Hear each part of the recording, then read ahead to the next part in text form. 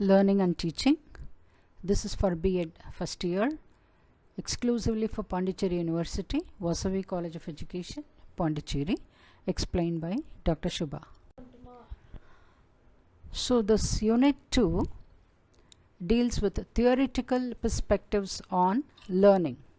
So perspectives on human learning, behaviorist, cognitivist, information processing view, humanist, social, constructivist, that is drawing selectively on the ideas of Skinner, Piaget, Carl Rogers, Vygotsky, their concepts and principles, and applicability and relevance to the present day teaching, and role of learner in with respect to all this, role of teacher in teaching learning situations with respect to these theories. This is what we are going to learn. So in this module we are going to learn about social constructivism, the guiding principles of constructivism. Knowledge is constructed through human activity, and individuals create meaning through their interactions. So these two are the main key points. So what is this? This suggests that the learner is much more actively involved in a joint enterprise with the teacher of creating new meanings. It is the importance of culture and context in forming understanding.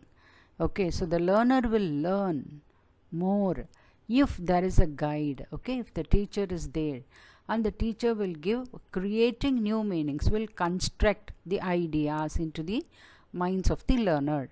Learning is not purely an internal process, nor is it a passive shaping of behaviors. So he is defying behaviorism also. So it is not shaping of behaviors, and it is not cognitive internal process. Vygotsky, so he is the person for this. Vygotsky favored a concept of learning as a social construct which is mediated by language via social discourse. So he tells that only with interaction between the society a child can learn. Okay, so social construct which is mediated by language via social discourse. So the other psychologists also emphasize learning as an iterative process involving discursive, adaptive, interactive, and reflexive qualities. The main focus being on teacher-student relationship, since academic knowledge consists in descriptions of the world and therefore comes to be known through a discursive interaction between the teacher and the student. So social constructivism talks about relationship between teacher and student, between the learner and the society.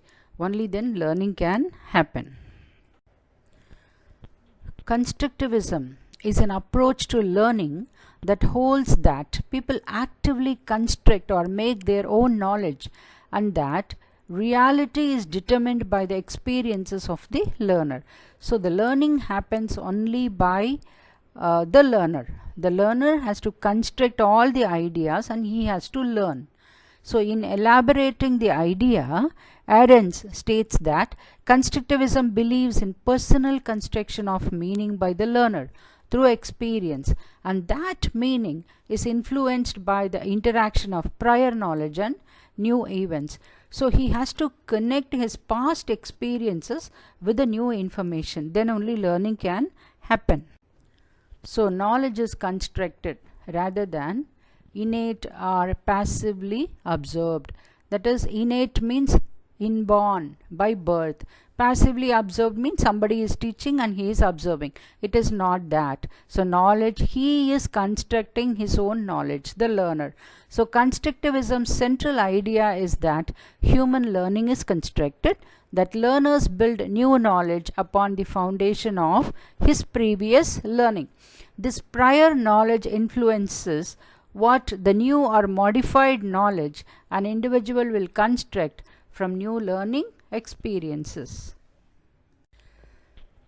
Learning is an active process. The second notion is that Learning is an active rather than a passive process. The passive view of teaching the learner as an empty vessel, so he has nothing and he has to be filled with knowledge. But constructivism states that learners constructs meaning only through active engagement with the world, okay, such as experiments of real world problem solving. So he has something, so he is picking up the information and he is making his own learning. So a teacher has to give only the learning experiences. So information may be passively received, but understanding cannot be, for it must come from making meaningful connections between prior knowledge, new knowledge, and the process involved in learning. So he will receive the information and he will process it in his brain and he will make connections and then he will learn. This is what he says. So Vygotsky talks about two principles, the main principles of Vygotsky, MKO and ZPD. ZPD also we can say, the more knowledgeable other. That is somebody or maybe some object also, like computer, internet. Somebody means your dad or your grandparents or your teacher. The more knowledgeable, that is more knowledgeable than yourself, that is MKO. Who knows better than you, who knows more than you.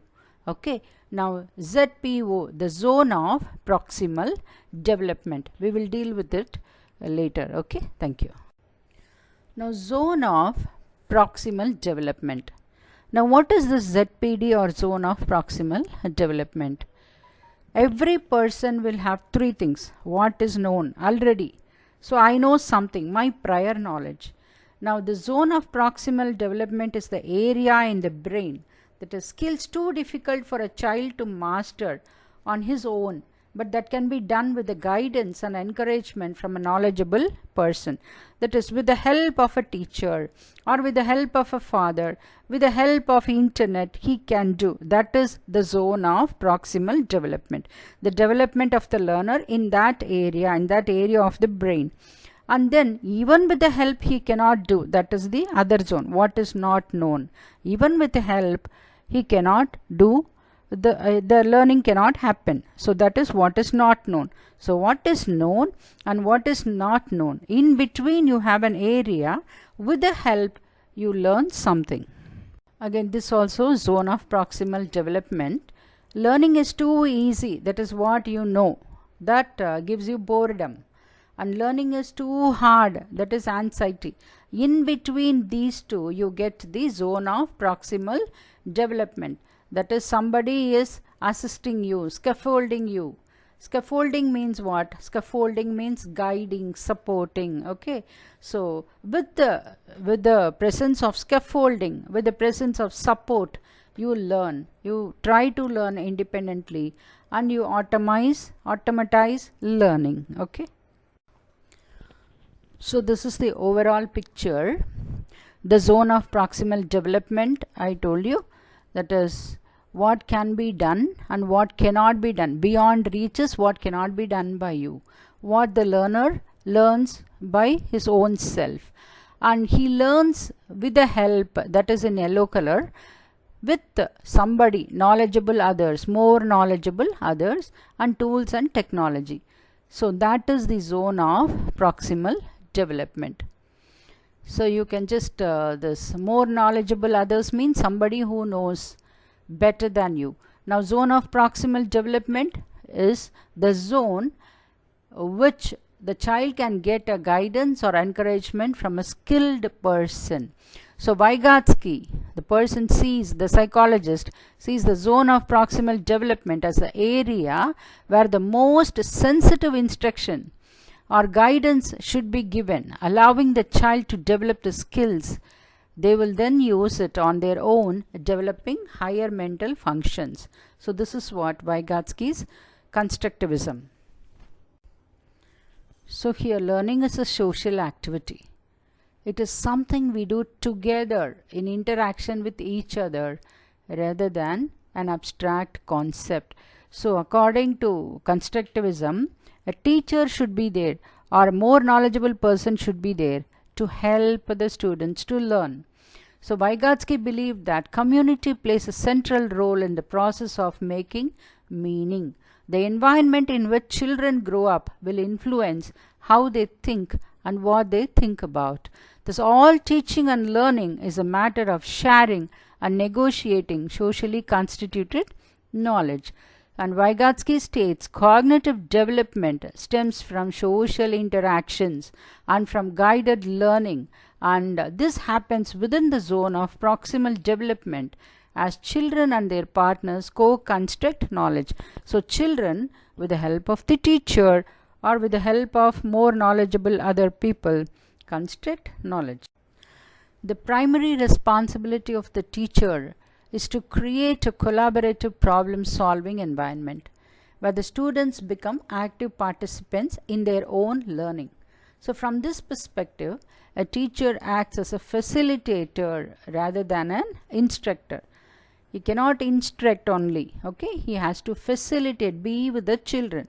The teacher makes sure he understands the students' pre-existing conceptions, that is what is their previous knowledge, and guides the activity to address them and then build on the learning. Okay, so scaffolding, what is scaffolding? Guiding is a key feature of effective teaching, where the adult continually adjusts the level of her help in response to the learner's level of performance. Who is the adult here? The teacher.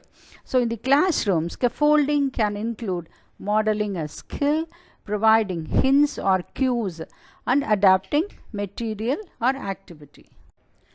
Now let's see the comparison between a traditional classroom and a constructivist classroom. So here, strict adherence to a fixed curriculum is there. So learning is based on repetition. It is teacher-centered. Now teachers give the information to the students and students receive the learning. Teacher's role is directive, that is rooted in authority. The teacher lectures and gives instruction. Students work primarily alone. Okay. Now here, pursuit of students' questions and interests are valued. Learning is interactive. Okay. So building on what the student already knows. It is student-centered and teachers will have a dialogue.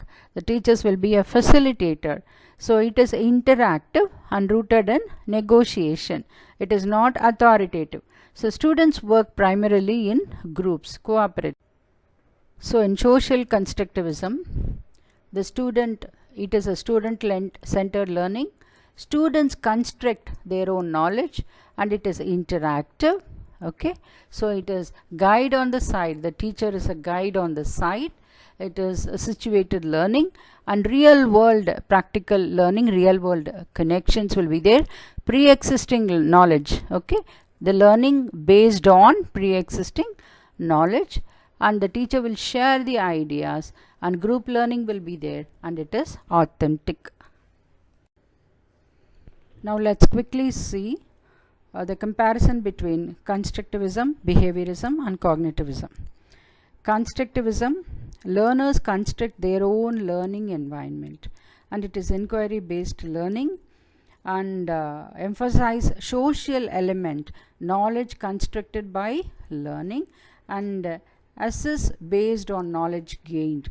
Now what are the benefits? Experiences are real and authentic, emphasizes first-hand involvement in problem situations, creates an engaging learning environment. What are the problems? Subject learners to heavy cognitive load, okay, that interferes with the cognitive processing ability. Now what is behaviorism? Stimulus and response. So programmed instruction, I told you, linear program, and direct instruction, programmed tutoring, and it's a killer plan, personalized system of instructions and computerized system on instructions. What are the problems? It will not promote high level training, not very compatible. Okay, teachers cannot control the technology. And benefits, large gains in test scores, programmed instructions, puts learner in control, and can be adapted for athletic and other aptitudes also. Now what is cognitivism? knowledge of how students learn. It is assimilation and accommodation. That is, activate prior schema based on schema. Neuroscience, what are the problems? Meant to apply to learning in cognitive domain, not applicable to motor skills or attitude. So no affective domain, no psychomotor domain. What are the benefits? Helps educator design lessons that are enhanced by appropriate visuals and media. Lessons can be designed to be multi-channel and appeal to many parts of the brain. Okay, so here the person who has his comfort zone is between behaviorism and constructivism. I value authentic learning, but often find behaviorism useful, especially when teaching new concepts. It's up to you to go between behaviorism or cognitivism or constructivism. Okay, thank you. Now, whatever said and done, I just want you to ponder over this slide. Now, the teacher is sitting here and the students are a monkey, a penguin, an elephant, and a fish, and a fox or whoever. So, the exam given is for a fair selection. Everybody has to take the exam. Please climb that tree. Okay, so this is the exam. Climb the tree. Now, can you guess who will climb the tree immediately? Only the monkey. Okay, so each individual learner has a different potential, different capacity. An elephant cannot climb the tree. A fish cannot climb the tree. But if the exam is swimming, then the fish may be getting a good mark. Okay, so it depends. Each individual has different potential and individual learning. Okay, but we as educator, we are giving the same exam to everybody. So something has to be done with the education system and the learning system has to be changed. Okay, I just want you to ponder over this.